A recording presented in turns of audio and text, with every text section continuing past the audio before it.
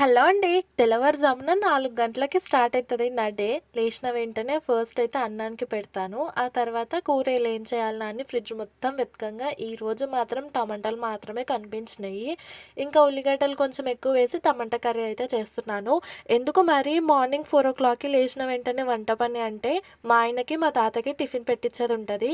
వాళ్ళు మార్నింగ్ 6 లోపు ఇట్లా వెళ్ళిపోతారు. మళ్ళా నైట్‌కి 7:30, 8:00కి వస్తారు. అందుకే వాళ్ళకి పొద్దునకి, మధ్యాహ్నానికి టిఫిన్ చేసి పెడతాను.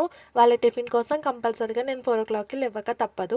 ఇంకా బయట పని అంటారా అమ్మమ్మ చూసుకుంటది. ఇట్లా మా ఆయన వాళ్ళకి ఎప్పుడైనా టిఫిన్ పెట్టించేదుంటే కంపల్సరీగా వాళ్ళకి 2 కూరలు పెడతాను. చట్నీతో పాటు ఒక కర్రీ చేసి పెడతాను. కానీ ఈరోజు మాత్రం నాకే అసలు హెల్త్ ఏం మంచిగా అనిపించట్లేదు. అందుకే ఎల్లిపాయ కారం వేసి టమాటా కూర చేసి పెట్టాను. వాటర్ అవసరం ఉంటది కదా! అక్కడ తాగడానికి పెద్దగా ఉంటావో లేవో అన్నట్టుగా నేను పెద్ద బాటిల్‌లో ఇద్దరికీ నింపి కూడా పెడతాను. అన్నం కూరతో పాటు ముఖ్యమైనది ఉప్పు. ఉప్పు పెట్టడం మాత్రం అస్సలకే మర్చిపోను. ఇంకా పొయ్యి మీద కూర పెట్టిన వెంటనే ఒకేసారి 4 రూమ్‌లు ఊడ్చుకొస్తాను. ఇళ్ళ పని కూడా అయిపోతది.